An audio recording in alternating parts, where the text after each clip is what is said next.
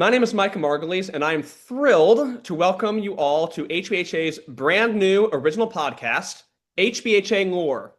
Hyman Brand Hebrew Academy, or HBHA for short, was founded in 1966, which means it is coming up on 60 years of existence. I've been fortunate to be a part of it for nearly half of that time as a K through 12 student who graduated in 2008, and this year I'm beginning my 13th year of teaching.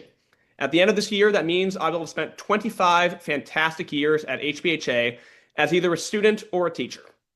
In that time, so many incredible people have passed through the walls of HBHA: students, teachers, administrators, parents, coaches, and more. The idea behind this podcast is to highlight some of those incredible people. Each episode, I will be interviewing a different person who is connected to HBHA's past and present. We'll chat about what they're up to today, their journey to getting there, and of course, their time at HBHA and how that's influenced their path in life. My hope in this podcast is to help weave together the mosaic of our small but mighty HBHA community, with its roots in Overland Park, but whose people and influence now stretch across the nation and the entire globe. I've chosen to call this podcast HBHA Lore. And for its name, I need to give a quick shout out and acknowledgement to one of our most recent alumni, 2025 graduate Noah Levine. One of Noah's favorite topics to discuss was always the goings on at HBHA, and she would always refer to those conversations as discussing, you guessed it, HBHA lore. I thought it would be the perfect name for this podcast, so thank you, Noah, for the wonderful name idea. And now, without further ado, I'm very excited to introduce our first ever HBHA lore guest. Like me, he has experienced HBHA from both the student side and the teaching side. He was a graduate in the class of 2016, so he will be celebrating his 10-year reunion at the end of this school year. And last year, he joined the HBHA faculty as our athletic director, where he immediately had a huge impact on all of our students. Sam Matzel, welcome as our first guest to HBHA Lore.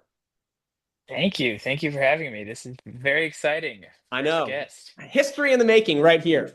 It's amazing. All right, so Sam, there's a lot of places where we could start, but I thought that we could start with the time um, in between HBHA, in between your graduating from HBHA in 2016 and you returning to HBHA as our athletic director last year. So, kind of get me caught up to speed and get our audience caught up to speed. What was that path like? What did you do in those intervening years that somehow wound you to returning to HBHA? Yeah, I mean, I had sort of an interesting path. I graduated from KU December of 2020, and that was during COVID. So I did my last semester online from my childhood bedroom living at home. I once I graduated college, I spent probably 8 months doing Domino's delivery. Um, just hanging out in my car, delivering pizzas, dropping it off on people's porches at very low contact. I actually did it with a fellow graduate of mine, Alec Bratt, Oh, amazing. which was pretty fun. We were kind of in the similar situation there. And then I got a job at a place called Challenger Teamwear. Um, Beginning of 2021. They're a soccer. I was on the team wear side, so there's Challenger Sports and Challenger Team Wear. So I was on it's like apparel and uniforms, stuff like that, and I was managing team stores, kind of office job, sitting at a desk. Did that for about a year, and then a place that I interned at in college actually called MoCan Basketball. They're an AAU program based in Overland Park, called me up and they wanted me to run their youth program, so second through eighth grade programs, trainings, practices, teams, whatever it was. So I left Challenger and started up at MoCan, which was really cool. They're like a very storied program. Their high school teams have a lot of names in the NBA, have won the Nike EYBL circuit multiple years, like a big organization, which was really exciting for my interest in sports and trying to, build those connections. So I did that for about a year. And then they ended up buying a new building, like their own practice facility. and some of the financials didn't go right, and they kind of had to cut positions. So I unfortunately had my position cut there. Someone else did took on another responsibility that was way too much for one person to do, but as it goes there. And then yeah, between that, so end of 23 ish, and from HPHA, I was really kind of piecing things together. I moved away for a few months, trying to explore new places. I was in Chicago for about 3 months, living with a friend. Did a bunch of like DoorDash and TaskRabbit and stuff there to make ends meet. Did some catering with my mom. Uh, Shout out Kim's Creations, a Oh wonderful yeah, catering company. incredible. Um, did some events and gigs with the Jewish Federation, and that's kind of where it all connects to HBHA because I was in the building at the JCC most days, whether it was in the kitchen or upstairs in the Federation offices. And Zohar reached out, I want to say last week of July or first week of August before the school year, and said, "Hey, are you interested in the athletic director position?" And I'm like, "Whoa, this is crazy." I mean, I had been applying for jobs, like trying to get something a little bit more stable, and originally was really making an effort to kind of spread my wings and get out of the Jewish community, get out of the JCC. um, Staying in the nonprofit world, working with kids, something in sports, were kind of my qualifiers. And then, yeah, she reached out and I said I was interested and, did the interview processes and started it one day before the students Sure, came, perfect. August 20th. And I think That's school plenty of started prep on time. August 21st. Yeah, plenty of prep time. Soccer practice was already supposed to be on the way. Volleyball practice had already been starting. I was meeting everybody, and yeah, that's the gap from college to August 20th of 2024. That's quite a ride. So I'm going to ask you. So you are in a position that's similar to me, right? Which is we both graduated from HBHA, so we've seen it from the student side, and now I've been on the teaching side now for as long as I was a student, 12 years as a student. Just finished up my 12th year as a teacher. You're obviously Uh-huh. you're skewed more towards the student years, but I'm curious. Absolutely. You probably got this question a lot last year anyway. I know I got it all the time. What has been kind of the most interesting thing from your perspective, thinking about like your life as a student at HHA and now seeing things from the other side, right? As a faculty member, what's just kind of the most interesting thing that you think about or that you've noticed or that it's made you maybe reflect on your time as a student or think of things in a different way? I'm just curious how that Yeah. shift has been for you. Yeah, before we get there, let's just make sure people might have done the math. I was one of your first students when you came to HVHA. That's So correct. this So I is started like teaching the 2013-2014 school year, and I Sam was was a in my sophomore. Yep, Sam was a sophomore, and so my I had several classes that year, and sophomore English was one of those first classes. Sam, even while he was not at HBHA, had a firm position on my wall because, for those who don't know, high school mentoring groups, and Sam was in my mentoring group. High school mentoring groups have a team name every year, and we design a poster. And the I haven't kept all the posters, but the best artistic ones I've kept. Do you Oh remember what yeah. the poster was that first year?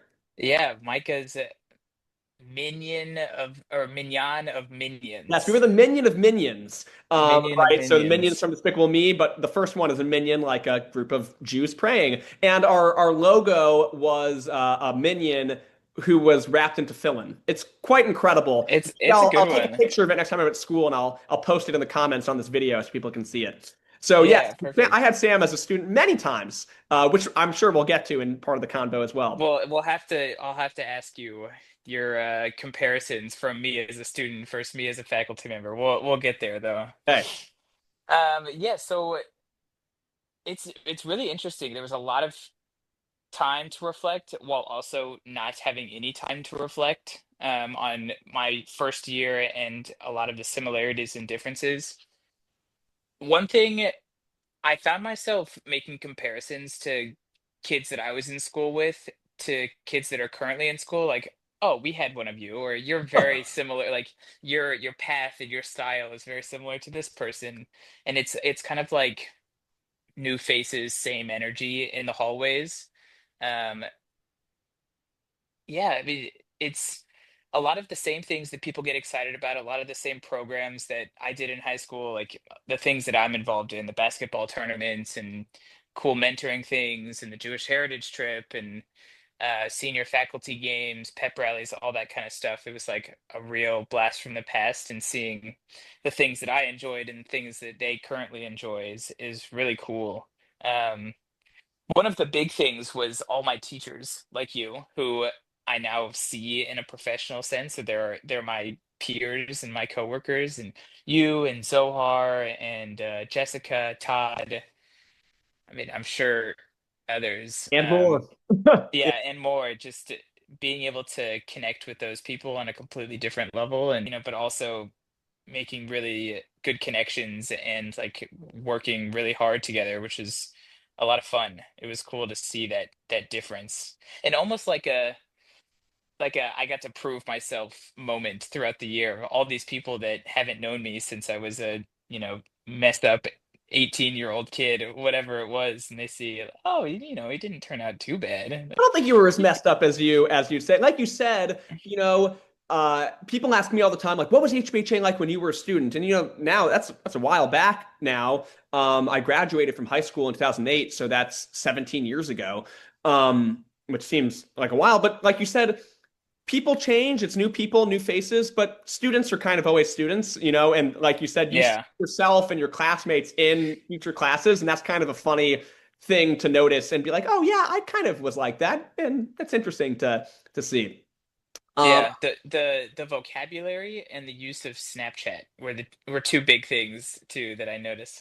The things that people say, it took me a little bit to adjust to, 15-year-old vocab these days. Good. I can see you're aging very well into your old man yelling at cloud phase, which is a I crucial know. part of anyone's evolution into becoming a teacher. It seems like it was a necessary step, unavoidable. Oh, you got to do it. Let's talk a bit about last year because you did a lot. Like you said, you dove in one day before school started as the athletic director. You did a ton of stuff, and I believe also your official title also changed slightly, right? It's Hmm. athletic director. What is your new title going into next year? What's that new title you have? Yeah, it's Director of Athletics and Student Life. So I added the student life section to it. And that's stuff like going on the sixth and eighth grade camping trips, planning a Shabbaton for our middle schoolers and high schoolers to go on throughout the year.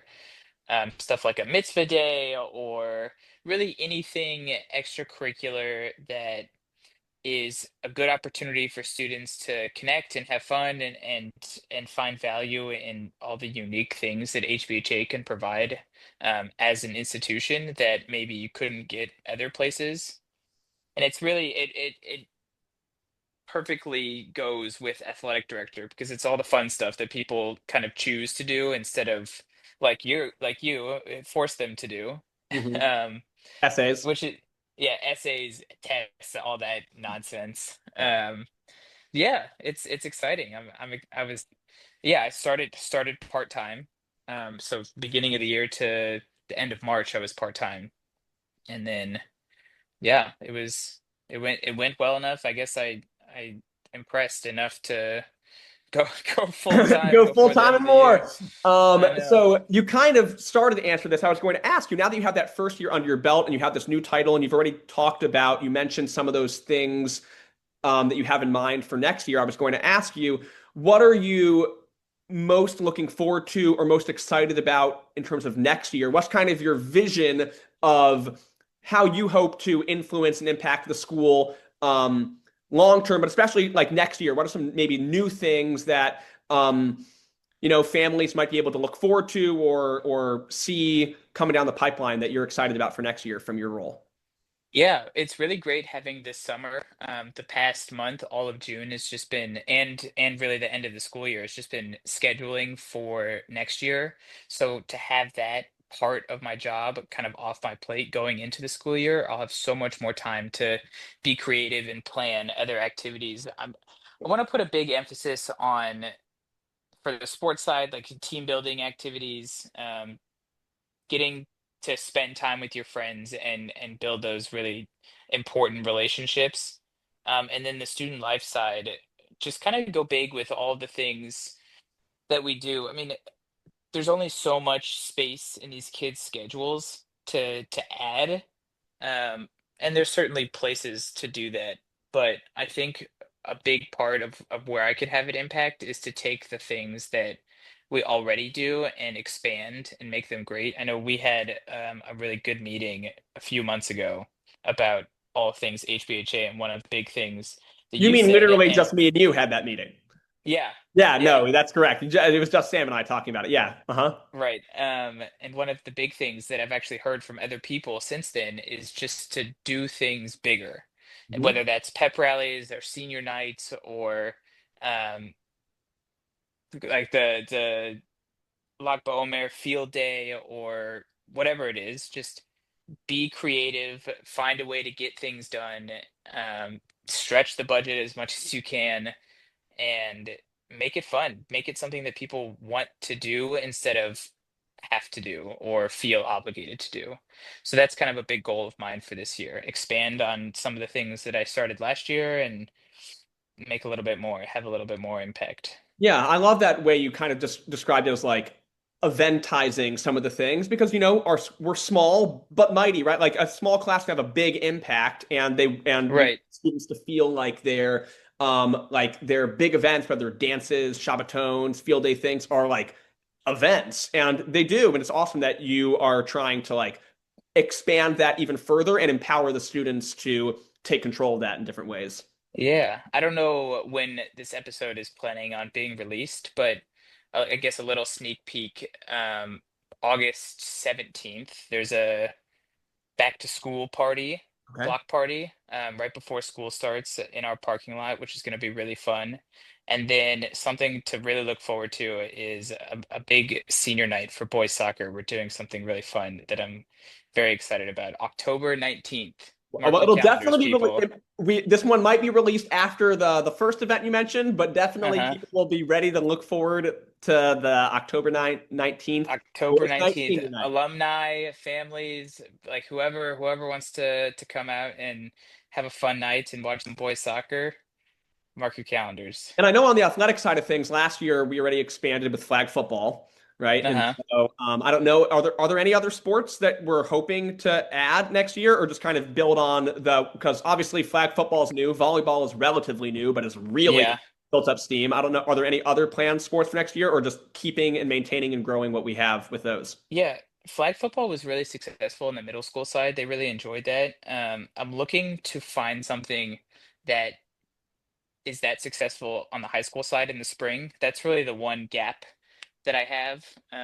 And I think that golf is what we're looking for next year. That would be awesome. It's yeah, it would be really fun. It's really easy to do it with not a lot of people. Um, lot like these kids, some of these kids already golf, and we have Top Golf right up the street from us.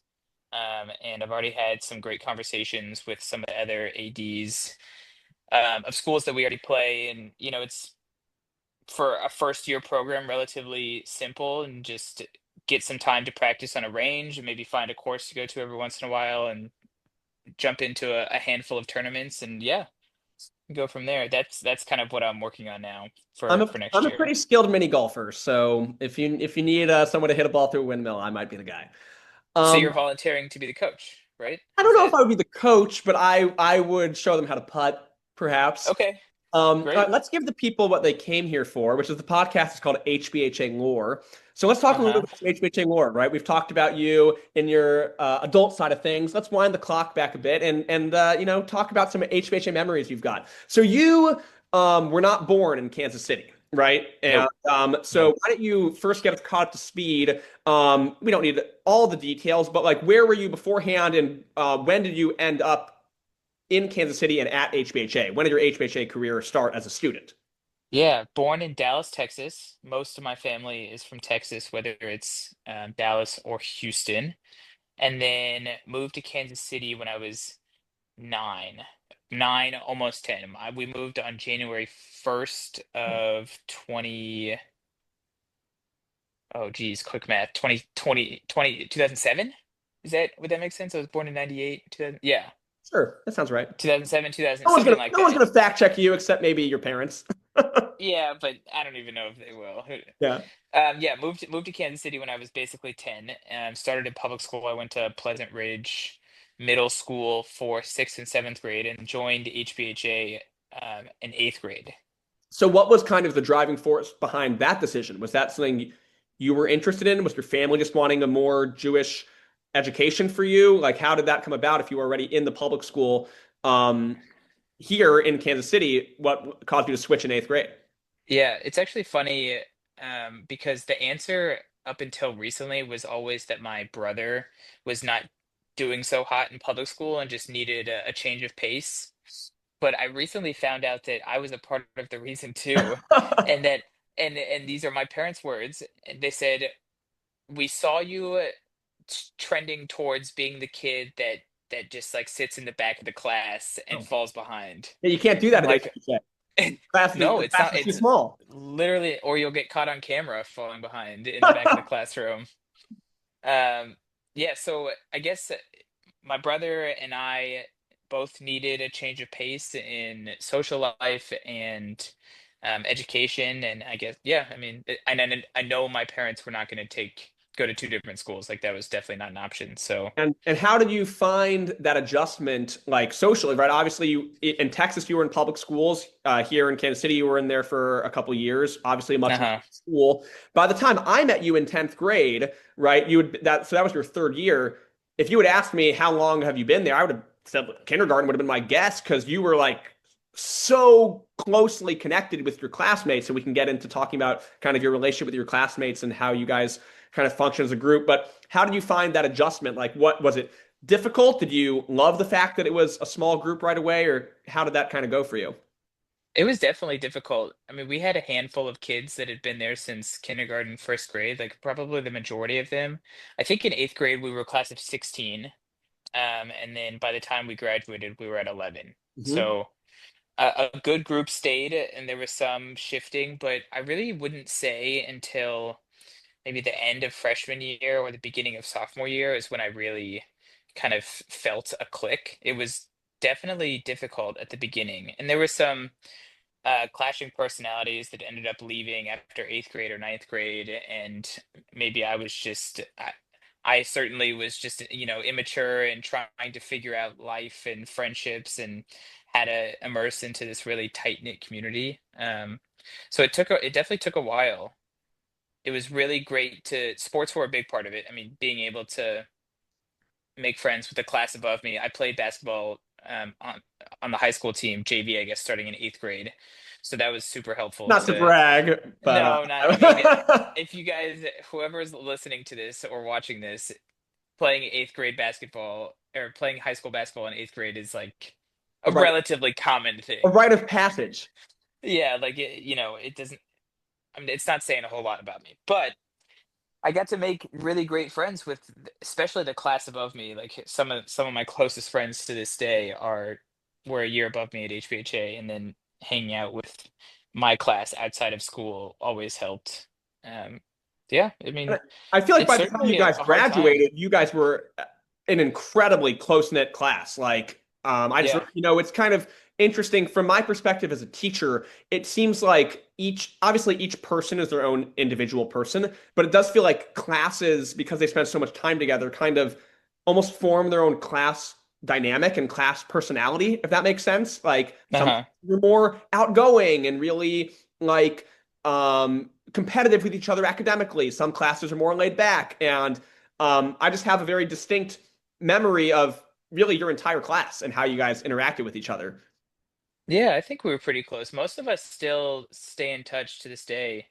Um, I know at least all the guys, we see each other. There's five of us, and we see each other a good bit. There's two people still in Kansas City, one in Wichita, one in St. Louis, so all relatively local. There was even a recent HBHA wedding in your class. Mazel tov, Jacob Katz. right? Yeah, Jacob About a Katz year got ago, married maybe last summer that first he got married. first of our class to get married, which if you were to ask me in high school, that would have not been my pick, but um yeah, Well, that was really fun and Michaela is awesome.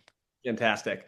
So kind of about that class, since I was just talking about how everyone has kind of their own and almost like forced personality, how would you kind of describe you guys, the 11 of you, but who graduated as a class? Like, how would you kind of sum up your dynamic or how you are as a collective whole? That's a really good question. I don't know if Yeah, I've thought about that before. tough one. Do you have ideas in your head of words that you would Yeah, use for I us? would describe you guys as very outgoing and energetic, and also and both having like a lot of diverse interests, right? You named people Uh-huh. like Alec, who's really into cooking, Alec Bratt, and Jacob Katz, who's very into technology and video programming, right? A lot of the girls like Adina Goldberg and Alana Goldenberg were very into sports, right? You're very into sports.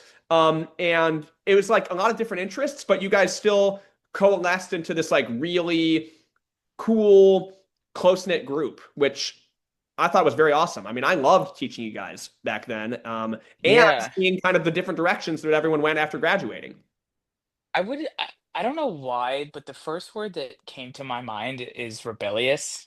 Oh, yeah, I think that works. And I think that we like had our own way of doing it. It wasn't necessarily like so upfront and maybe like rude or disrespectful, but we certainly had our own way of resisting for the things that we didn't want to do, but definitely very active. Hmm. A lot of people on the sports teams, a lot of Stuco reps, a lot of National Honor Society reps.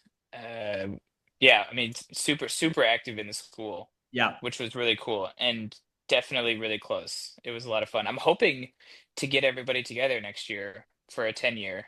It seems a little silly because we like all see each other. I saw Adina just last week. Um, Alana and Zach are both in Wichita, and Alana is like staying in his house for a couple weeks as she's in between residency or wherever she's at now. And like we're all very close, but I would love to, But get see close if at all HBHA or an event yeah, see or at if a all park 11 of nearby. us can show up in the same place at the same time and have talk about life and catch up. So what would you say is a very memorable HBHA moment from your time as a student that sticks out to you all these years later? Maybe it was a trip you guys took together, maybe an incredible basketball game. Just give us something. What's like a memorable moment that really sticks with you even a decade later? Yeah, there's two that come to mind, and you said one with the basketball game, but I hinted at it earlier when we were in Rabbi Sosfer's class, and who's still a teacher there. He just celebrated his 20th year, right? That sounds right. 20th year. And we were really the guys in our class were really big into Minecraft, and this was probably sophomore or junior year. And we were in his class, and it was a computer heavy class for like taking notes, and we would take notes Sure. on our computers during the class and like hop on a server and play Minecraft together. Yeah. And we were all smart enough to like know when he would get out of his chair and walk around or how to quickly tab out, as most kids do. You don't want Rabbi Saucer getting out of his chair. That's no issue. No, you don't want to get him out of his chair.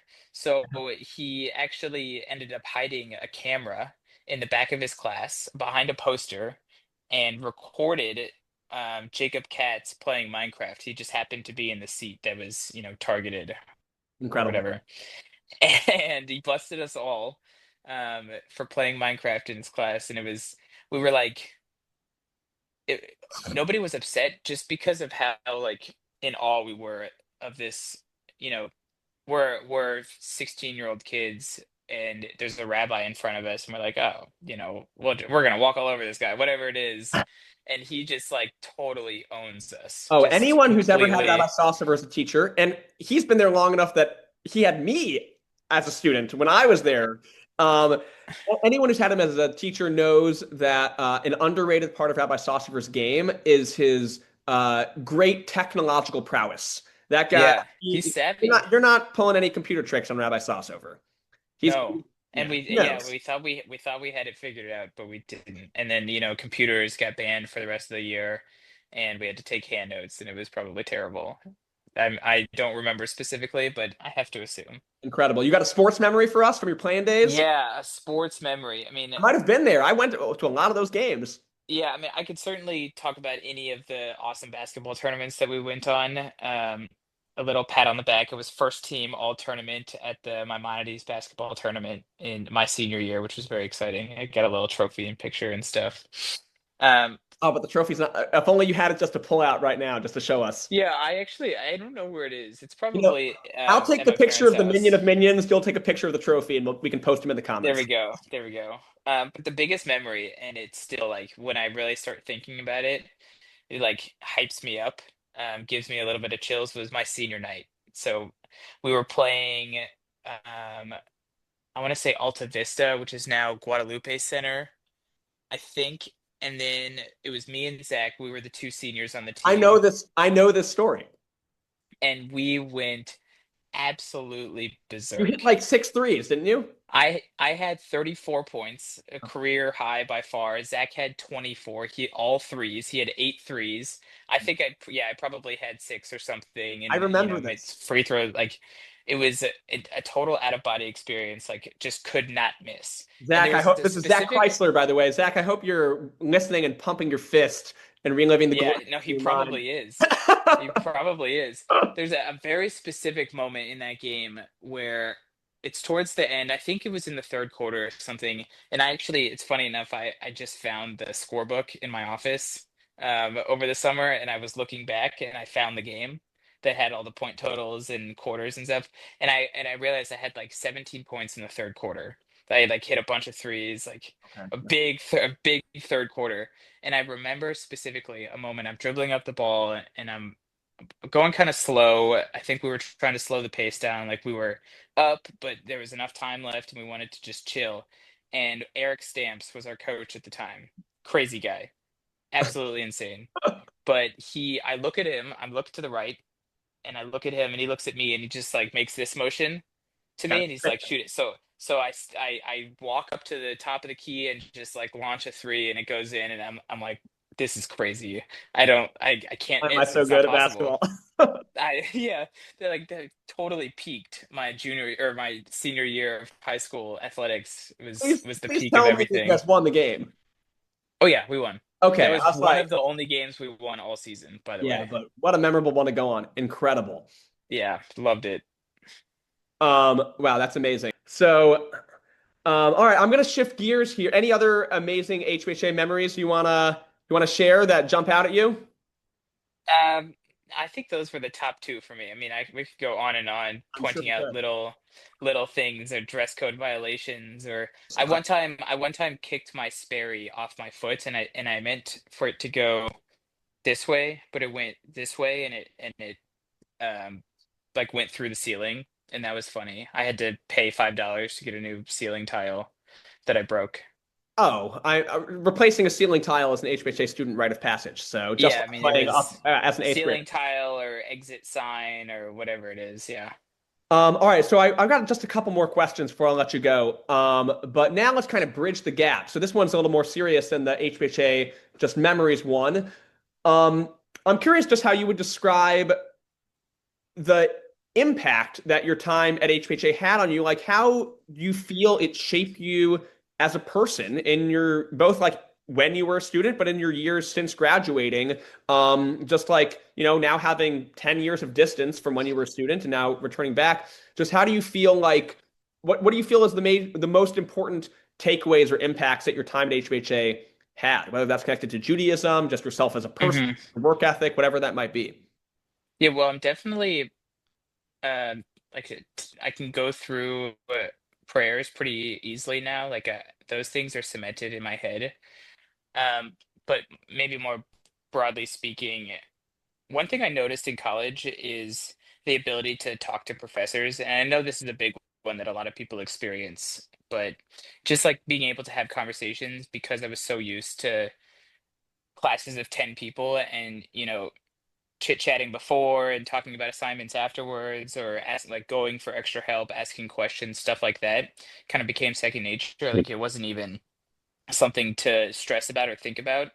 So taking those skills and being very comfortable in that realm in college and beyond, whether it's professors or bosses, or now I'm talking to donors and whoever it is. I think those skills really started at HPHA with the tight knit classes. And then the other thing that's totally worth pointing out is the strong friendships and like how to have strong, long-lasting connections with people that I went to high school with, which I'm not sure that everybody has.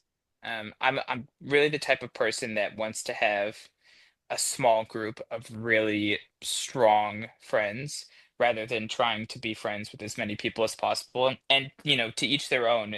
If that works great for other people, then that's awesome. But I think that HBHA really lends itself to helping kids make really strong, positive connections with good people that they could have forever. I mean, you're still friends with some of your high school classmates, I'm Yeah, sure, we've got a and you group could, chat that we talk in literally every day. Now, yeah, 95% of it is talk about the Chiefs, the Royals, and the Jayhawks.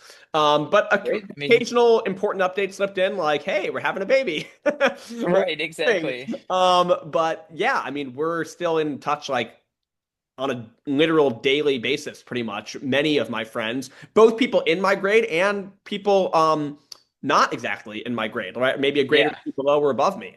Um, totally. And I and and I'll I bet. met Oh, sorry. Go so ahead. many I met so many people in college that, or at really more so after college, that are like, I don't talk to anybody from high school. Like I would be mortified to go to a high school reunion like that. That was horrible. I want to forget that part of my life completely. All those kind of things. And sure, every high school student will have those experiences of being an awkward teenager and wanting to forget, but to think of a world where I wouldn't want to talk to any of my high school friends is like I couldn't even imagine. Unfathomable. No, and I'll bet you have a similar experience to me, which is sometimes you might go like a full year without, or 2 years or 3 years without talking to someone in your class, and then you can just like slip back in with them, like, oh, hey, oh, you've been out, you were living in California, and I'm here in Kansas City, and oh, now you're back in town. Great, let's get together. Let's hang out at your house. Let's go to Starbucks. Let's just see each other, and it kind of is very easy to slip back in because you have Totally. so much of that shared history where, like, you almost have a shared language. Like you have like a million inside jokes and references that even if you've Hmm. made a lot of other friends other places, it's just like it's hard to for anything to kind of like um almost be stronger than some of those bonds that are there because they're just so long lasting and built in from so many years. Absolutely. It's amazing.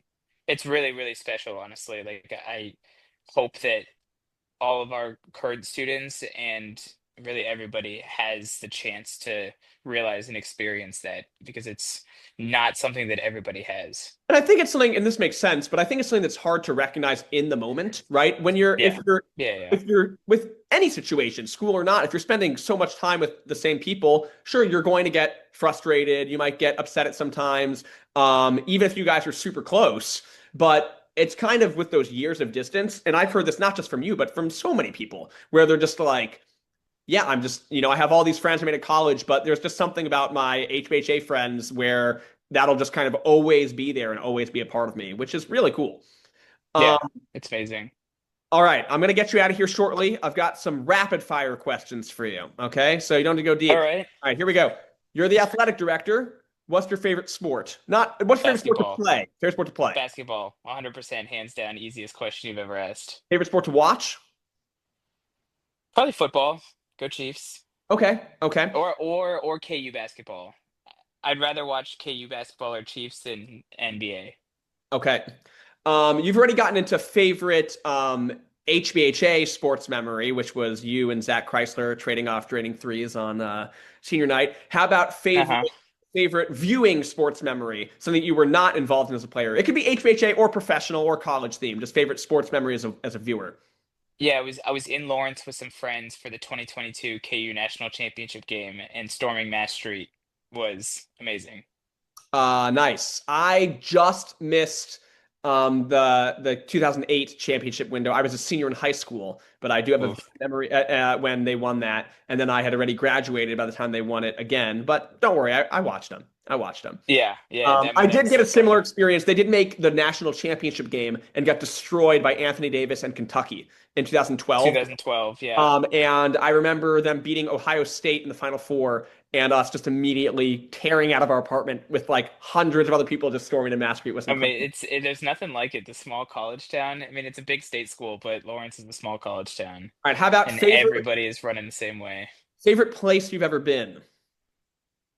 Japan. Japan. Let's hear really Yeah. quickly about when did you go to Japan? I went to Japan 2 years ago-ish. I think it was like I don't know, September of 23 or something with some friends, and we spent 2 weeks there just bopping around, eating a bunch of food, seeing the sights. Yeah, it was awesome. Wow, Highly recommend for anybody to travel, go to Japan. amazing. Okay, wow. I've never been to Japan. I didn't know you had been. It sounds amazing. I'll put it on the list of Yeah, you things to should. do in my Wait a life. few years till the kiddos get a little bit older and they can enjoy Then it that's what too. else in Japan. Amazing. All right, here's a Yeah. tough one for you. You ready? Favorite school subject? M- Math. Math. Yeah, okay, okay. I think I was always good at math. Yeah. I liked being in the play. Is that kind of the subject? Oh, sure. Yeah. Oh, wait. We would be remiss if we didn't take a moment to talk about the play real fast before we go. So I have been the play director since my second year teaching. So first year there, I was an assistant. Dr. Bannon directed the play my first year as a teacher, and I helped him out. But then starting my second year onward, I have been the play director. And so, Sam, you were in not the first play I directed, which was Arsenic and Old Lace, but the second play Hmm. I directed, which was your senior year, the Philadelphia story. You want to tell Philadelphia people story. about your role in the Philadelphia story? Yeah, it was Uncle Willie. Oh, Willie. And you could really summarize his whole character by being like this kind of creepy but witty, and he's the uncle or the grandpa at family dinner that just says Inappropriate anything, things. Yeah. and you're, yeah, inappropriate, and you're like, what? And then you move on because you're used to it. It was awesome having you in it. And that's also a fun thing about our school. It's like, yeah, your main focus at school was, as people can tell, both based off of what you do now as your job and everything you've been talking about, was sports. You love sports, you do Hmm. sports all the time. But senior year, you wanted to try something different. You were like, I want to do the play. And you did it, and you were awesome in it. I mean, I It remember, was a blast. and it Highly was super recommend. fun. I'm curious, what kind of was the impetus that made you like? What was the driving force that made you decide senior year? Hey, I'm going to do something totally different. I'm going to do the play. I've never done any of the plays It, before. I think it was just like my friends, and there were some people that wanted to do it senior year, and they're like, "Yeah, come on, do the play senior year." Okay, sure, why not? And it was great because I didn't have like a crazy big role. It was very manageable. It, you know, not in a bad way, but like kind of fit my energy as a high school senior of like, messing around, maybe saying some out of pocket things from time to time. Like it was a good fit, and yeah, really fun. Definitely no regrets. I think if people that don't want to be in the play every year and it's not their thing should make a goal to be in the play their senior year, and that should just be a thing for Wow, people. look, you're auditioning people for the play for me from afar. Incredible. I think this year you'll have some new additions from the I senior know. I love class. it. I I always think love it when so. people. So yeah, if you're listening, if you're a student listening to this and you haven't done the play before and you're on the fence, take it from Sam. It's an awesome experience, and It's a good time. we can't all audition because we do need an audience as well. But hopefully, Yeah. hopefully a lot of people. I agree though with the main thing you said. Everyone should, I think, do it at least once, or at least think about it. Or if it's not the play, do something out of your comfort zone. But maybe it's you haven't played sports and you want to play soccer Hmm. year, or you've never done Stuco and you want to be the secretary your senior year, or vice president, or some role, right? There's just that's a cool thing about our school is that you can focus on the things you want, but it's small enough that you can shift gears or be involved in a lot of different things at the same time. Yeah, there's not really anything that someone's gonna say, no, you can't do that. You can't be Stuco president your first year on Stuco. True. That's not allowed. True. But you can be on Stuco. You can be in the play. You could join science club or Holcim Yarok or debate. We whatever it is. You so many things you can just hop into and people will support you the whole way. All right. Well, Sam, I think this is a perfect place to wrap up. Thank you so much for being the first of hopefully many guests on HBHA Lore. And I hope that people listening or watching enjoy this episode. If you have any feedback you want to give, whether that's just a comment about anything we were talking about here, maybe you're one of Sam's classmates, or you remember watching that basketball game, or maybe you're a current student excited about something Sam brought up this year. Please leave us a comment. Or you can always shoot me an email, which is mmargulies@hbha.edu. You could shoot me an email with ideas of potential guests that you think would be someone interesting to hear from. Maybe you would like to be a guest yourself and you want to explain why you want to come on and talk to me. But really the hope here with this podcast is that we get a chance to highlight some of the incredible people at HBHA, whether they're people currently working there, workers, people who worked there in the past, but definitely not just teachers, also students, both maybe current students, but especially alumni. We want to highlight all the incredible alumni we have who are doing amazing things in the Kansas City area, in Israel, all over the country, all over the world. And I hope to get a chance to talk to a lot of you guys over the course of this year. So Sam, thank you so much. And I'm looking Thank you forward for to having ahead me. with you. Looks like we've got some awesome stuff coming in the pipeline. Yeah, I'm excited to see who you bring on here next. This is a lot of fun. Incredible. Highly recommend everybody join the podcast. All right. Bye-bye.